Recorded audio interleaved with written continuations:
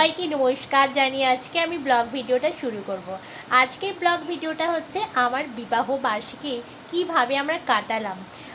Welcome back to my channel. আমি মিঠু চলে এসেছি আজকে একটা নতুন ভিডিও নিয়ে। আশা করি ভিডিওটা সবারই ভালো লাগবে। ভালো লাগলে লাইক কমেন্ট শেয়ার, আর বেশি ভালো লাগলে তোমাদের বন্ধুবান্ধবদের কাছে শেয়ার করতে পারো।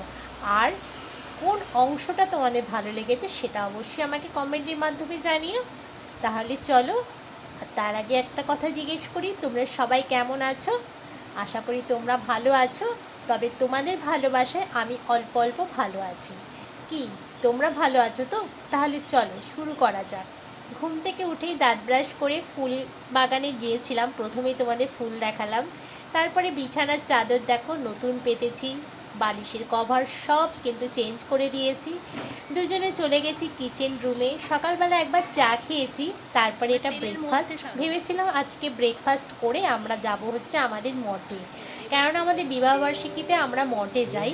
তা সেখানে গিয়ে কিন্তু আমরা ঠাকুর দর্শন করি। যাই হোক, তা সেটাই আমাদের প্ল্যান ছিল। আরও অনেক কিছু প্ল্যান ছিল, সেটা তোমাদের আস্তে আস্তে আমি শেয়ার করব। তা লুচি ভাজতে তো চলে গেলাম। তা ও লুচি ভাজছে, আজকে বললাম যে তুমি আজকে লুচিটা ভেজে আমাকে খাওয়াবে। আর ওদিকে আমি কিন্তু আলুর তরকারি করে নিয়েছি।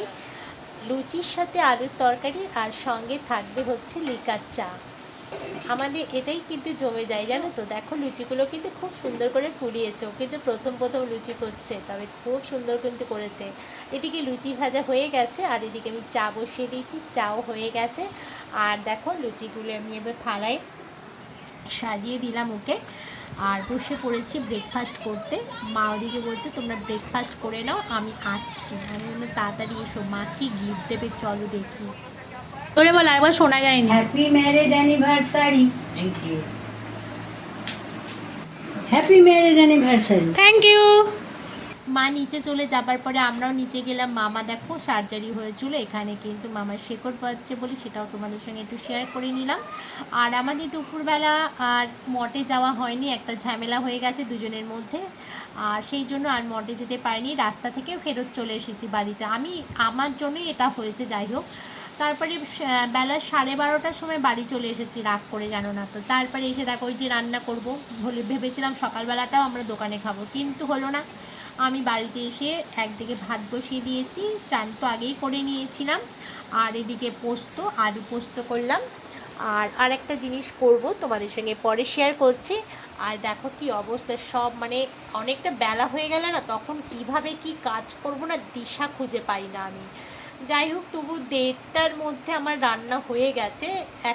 হ্যাঁ, 1:30 বাজে এখন। আমি বড়ি দিয়ে লাউ ঘন্ট করেছি, আর ওদিকে হচ্ছে আলু পোস্ত করেছি, আর লাউ দিয়ে ডাল করেছি, জানো তো। লাউ দিয়ে ডাল খেতে খুব ভাল লাগে আমার। আর ওদিকে করেছি হচ্ছে আমের চাটনি। এই দেখো লাউ দিয়ে ডাল, আর ওদিকে হচ্ছে আমের চাটনি আছে, এখানে টক দই আছে, আমি একটু গুড় মিশিয়ে নিয়েছি। আর এদিকে হচ্ছে স্যালাডের মধ্যে শসা নিয়ে নিয়েছি। চলো তাহলে, দুপুর হয়ে গেছে, আমাদের খেতে হবে, অনেকটা বেলা হয়ে গেছে। খাওয়া দাওয়া কমপ্লিট করে তারপরে একটু ফল খাবো, ওই তরমুজ। এখন গরমকাল, তরমুজ তো খেতে হবে। একটু রেস্ট নিয়েছি, রেস্ট নেবার পরে চলে গেলাম আবার রান্নাঘরে। ওই যে চা করতে হবে, বিকেল 5টা বাজে, চা তো খেতেই হবে। বিকেল 4টে থেকে আমাকে চা করে জ্বালিয়ে খায়, জানো না তো। তা 5টার আগে আমি ওকে কিছুতেই চা করে দিই না, খুব রেগে যায় আমার ওপরে। হ্যাঁ, তোমার চা করতে কেন এত বিরক্ত লাগে? আমি বলেছি আরে বাবা, তুমি তো এই ভাত খেলে ফল খেলে এখনই কেন চা খাবে? বলে আমরা অফিসে চা ফল সঙ্গে সঙ্গে খাই, 4টে বাজলে আমাদের চা দিয়ে দেয়। আরে অফিস তো অফিস, এটা তো বাড়ি। বলে না, অফিসের মতনই বাড়িটার কাজ করতে হবে। ওরে বাপ রে বাপ, জানো না তো সে কী যে জ্বালা আমার। তারপর চা করে নিয়েছি 3জনের জন্য। আমার দিদি আছে, ওই মামাকে যে দেখাশোনা করে, আর ওর জন্য 1 কাপ, আর আমাদের দুজনের জন্য 2 কাপ চা। চলো তাহলে চাটা এবার ঢেলে নিই। আর চায়ের মধ্যে আমি কিন্তু সুগার ফ্রি দিই।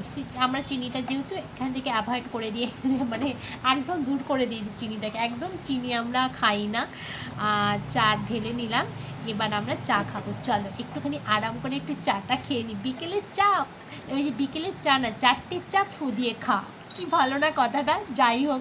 আর এবার এটা দিদিকে দেবো, চলো দিদিকে দিয়ে আসি, তারপরে দিকে রাজাকে দিয়ে দিলাম, আর দিদিকে দেওয়ার পর আমি খাবো।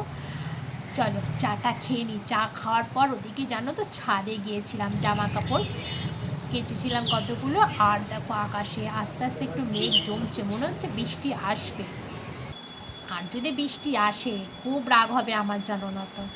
ওই যে তারপরে নামলাম নিচে, মা কিন্তু সন্ধে দেওয়া শুরু করে দিয়েছে, 6টা বাজে, আর মা তো সন্ধে 6টার সময় সন্ধে দেয়। আমি একটু ভাবটা নিয়ে চলে এলাম, রাজাকে দেবো, রাজা উপরে ছিল। তারপরে সন্ধে হয়ে গেল, আমিও ঘরে এসে সন্ধে টন্ধে দিলাম। তারপরে ভাবলাম একটু সাজুগুজু করি, নতুন শাড়িটা পরে কিনেছি, এই নতুন শাড়িটা মানে পরবো বলে অনেক দিন ধরে আমি ফলস টলস লাগিয়ে রেডি করে রেখেছিলাম। আর রাজা বললো তুমি সাজতে থাকো না, মেঘ হলে বৃষ্টি হলে যাবো না, আর বৃষ্টি না হলে তো আমরা যাবোই। তারপরে আমি বেশ মনে আনন্দ নিয়ে খুব সাজুগুজু করছিলাম, ভীষণ ভীষণ ভীষণ মজা লাগছিলো যে বেরোবো একটু, আজকে আমাদের একটা দিন, ভাইটাল দিন, যে আজকে আমরা একটু বেরোবো। আর সেই দিনটায় যদি আমি বেরোতেই পারলাম না, ভীষণ ভীষণ মন খারাপ হয়ে গেছে। যাই হোক, সাজুগুজু করা মানেই হচ্ছে ভিডিও করা, জানোই তোমরা সবাই যারা আমরা ভিডিও করি, আমরা তো নাচতে নাচতে একটু বেশি ভালোবাসি। আবার সন্ধ্যে হয়ে যাওয়ার পরে সাজুগুজু করার পর বলে আমি আবার চা খাবো, আর এক রাউন্ড চা নিয়ে চলে এলাম। এবারে শুধু চা খাবো, আর চায়ের সাথে কিছু খাবো না, ভেবেছি বাইরে যাবো, বাইরে খাওয়া দাওয়া করবো, বেশ আয়াস করে খাবো দাবো। ও বাবা, কিছুই হলো না, জানো না তো। ওই জন্য না প্ল্যান করে কোনো কাজ করতে নেই, প্ল্যান ছাড়াই কাজ করতে হয়। আর আমাদের আর তোমাদের দাদা যেন প্ল্যান ছাড়া কোনো কাজই করতে চায় না, একদম ভালো লাগে। ও প্ল্যান ছাড়া কোনো কাজ করবে না, আগে থেকে সব প্ল্যান করে, যে প্ল্যান করে রেখেছিলাম কত কিছু করবো, কিন্তু কিচ্ছু করতে পারলাম না। রাত্রি 9:30 বেজে গেল, কিন্তু বৃষ্টি শুরু হয়ে গেল, আমি যেতে পারলাম না। রাগের চোটে শাড়ি চেঞ্জ করে ফেলেছি, মুখে মেকআপ এখনও তুলিনি, তারপরে ভীষণ মাথা গরম হয়ে যাচ্ছিলো।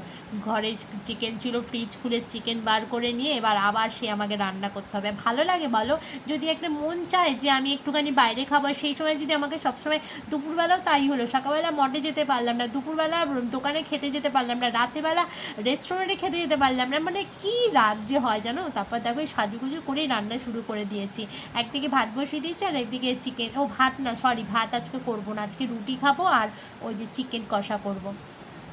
চলো ওই যে চিকেন কষা করবো। মানে কি বলবো, আমাদের আজকের দিনটা এতটাই খারাপ গেল না, এরকম কোনো দিনও খারাপ যায় না, জানো তো। ভালো লাগছে না আমার কিছু, কী করবো, তাও মুখে হাসি নিয়ে, ওর তো কোনো দোষ নয়, মানে না বলো, প্রকৃতি যদি আমাদেরকে না যেতে দেয় কী করবো বলো। একটাই কারণ, জানো, ওই যে সকালবেলা আমি মঠে যেতে গিয়ে আমি রাগ করে ওর গাড়ি থেকে নেমে আমি টোটো ধরে বাড়ি চলে এসেছিলাম, ঠাকুর আমাকে ওই জন্যই রাত্রিবেলা রেস্টুরেন্টে যেতে দিল না। এটা আমার আমার মনে হয় তাই, জানো তো, আমি ঠাকুরকে দর্শন করতে পারিনি, আমি এবার রেস্টুরেন্টে খেতে যাব, সত্যি এটা কখনো হতেই পারে না। যাই হোক, এটা ঠাকুর কখনো বলবেন, এটা আমার মনের কথা আর কি, আর মন যেটা আর কি বলে, আর কি কী বলে। দেখো চিকেনের কালারটা কিন্তু ব্যাপক দেখতে হয়েছে। আমার বিবাহবার্ষিকীটা এত বাজে জমা আমি ভাবতে পারিনি। রুটি করে নিচ্ছি, চিকেন আমার হয়ে গেছে, এদিকে রুটিও তৈরি হয়ে গেছে। চলো তাহলে এবার বসে পড়ি খেতে, চিকেন কষা আর রুটি, পেঁয়াজ আর কাঁচা লঙ্কা, এগুলো ও, এই যে কাঁচা লঙ্কাটা ও খাবে, আমি কাঁচা লঙ্কা খাই না, ভাত দিয়ে খাই, কিন্তু রুটি দিয়ে খেতে পারি না। আমার একটু ভাত ছিল জানো সকালবেলা, সেই ভাতটা ভাবলাম দুটো একসাথে খাই। তবে আমি একটু তো ভাতের মানে কাঙাল, জানো তো, ভাত খেতে বেশি ভালোবাসি, তবে আমরা দুজনেই ভাত খেতে খুব ভালোবাসি। আর তারপরে আমরা তো রাতের ডিনারটা খেয়ে নিলাম, খেয়ে নিয়ে তারপরে দেখো মেকআপ তোলার জন্য বসে পড়েছি, মনের দুঃখ নিয়ে কি করবো, মেকআপ তুলে আমি এবার ঘুমিয়ে পড়বো। তাহলে আজকের মতো ভিডিওটা এখানেই শেষ করছি, ফিরছি পরে আবার কোনো একটা ব্লগের সাথে দেখা হবে। তো